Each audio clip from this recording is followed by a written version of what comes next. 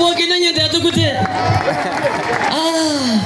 Nataka nishukuru, jina langu kabla sijasema, nataka niseme asante. Mimi ninaitwa mchungaji, jina nyingine ambayo inajulikana ni mwinjilisti Stephen Ng'olekwan. Huwa mnanisikia nikiwa na engineer Kamatel Wero Lemongole Kokwenyo Radio. Nataka nishukuru gavana kwa kazi nyingi ambayo amefanya. Nataka nishukuru pia Kokwa Radio kwa watu ambao wameponywa kupitia mahali pale. Niliona pale Lojolia juzi akichangiwa kwa matibabu. Sio ni kazi kubwa jamani? Tusiandikie wino kalamu, tusiandikie mate, kalamu ipo. Kwa hivyo twende kwa neno la Mungu kwa dakika 10 ama chini ya dakika 10 tuandamane pamoja. Neno la Mungu ambalo nataka tusome jioni ya leo, ambalo nataka nisome kwa jioni ya leo ni Injili ya Marko 6 mstari wa 22. Naomba Tinga Festus John nisaidie hapa. Biblia yangu inanikanganya kidogo, maandishi ni madogo, lakini nitasema kitabu cha Injili Marko 6:22 ni mstari 2 tu, kisha nitasema less than 10 minutes. Karibu. Mola ndipo binti yake yule Herodia alipoingia akacheza, akampendeza Herode na wale walioketi pamoja naye karamuni.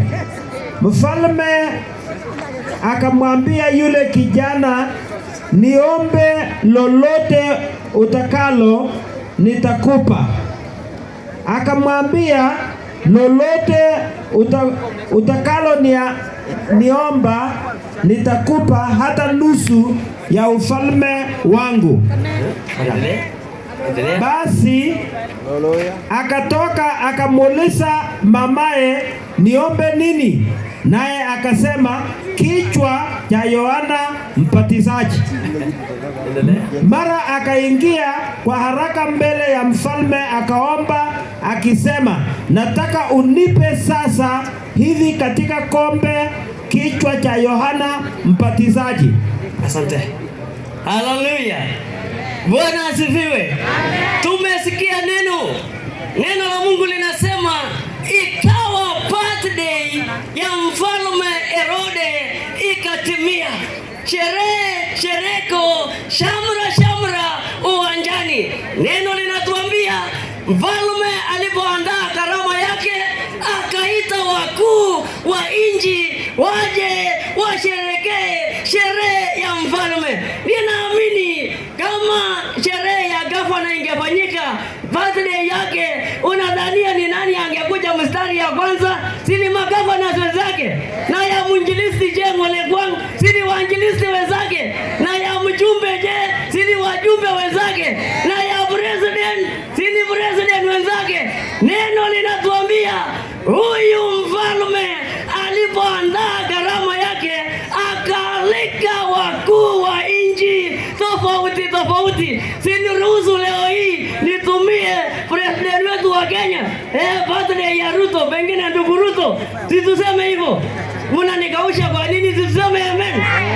Ikawa ni birthday yake, pengine alipoalika kina Yoweri Kaguta Museveni, kina Samia Suluhu, walipoingia uwanjani wakaanza kusema, na tutafute waimbaji shubavu watakao tumbuiza wafalme wa mahali pale. Ikawa bahati nzuri bintiye Herodia, mama Herodia, akapata nafasi ya kuja kucheza. Alipocheza na kutumbuiza, watu wakasema, oh, amecheza, amefurahisha, ni yeye. Na alipotumbuiza pakilika kidogo, huyu mfalme akasema, binti Herodia, kwa sababu umecheza vizuri, omba lolote katika ufalme wangu nitakupatia. Ikawa ni kwamba huyu msichana akafikiria, akawasa na kuwasua, akaenda kwa mamaye akauliza, mama, niombe nini? Mamaye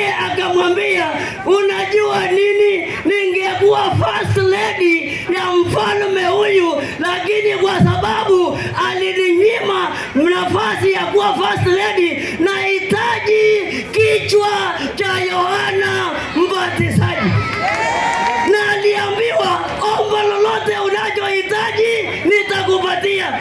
Ingelikuwa ni mimi, ingelikuwa ni Gen Z ya Wakenya, nadhani wangeomba nini? Wangesema leo hii, kwa sababu umesema nipe leo nusu ya utawala wako. Kama ingelikuwa ni mimi, umasikini ingekwisha, mambo mengine ingekwisha.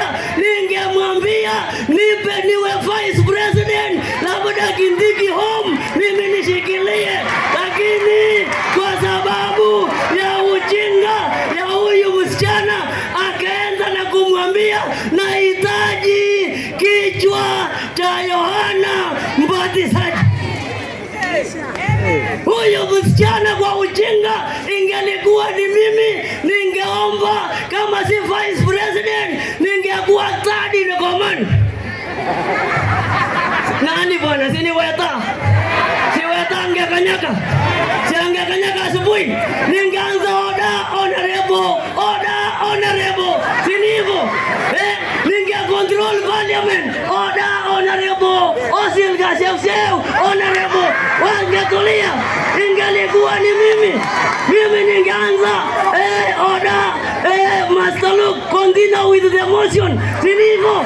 Lakini kwa ujinga ya huyu jamaa, ya huyu madhe, akamwambia nipe kichwa cha Yohana.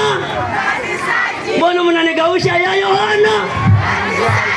Ingekuwa ni mimi, kama ni mbaya sana, ningemwambia niwe jeshi, niwe mkubwa wa jeshi kwa dakika chache. Yes sir, fande. Kwa sababu ni nusu ya utawala wake. Nataka niseme nini? Nataka niweke kichwa cha neno. Tumia muda wako vizuri. Leo hii umepewa nafasi, umepewa muda ya kukanyaga 2026. Tumia muda wako vizuri. Vijana wengi wamepotea, wanaingia kwenye chatting, unasikia SS, unasikia NT, unasikia NN, wanaanza kuchat. Wewe unachat, baada ya kuchat itakuchat wewe. Ini muda wako, tumia muda wako vizuri. Haleluya, tumia muda wako vizuri. Wewe mjumbe, wewe minister, umepewa nafasi ya kuwa minister. Wewe unaanza kusembea, wewe unaanza kulala, wewe unaanza kuweka kisijui nini. Tumia muda wako vizuri.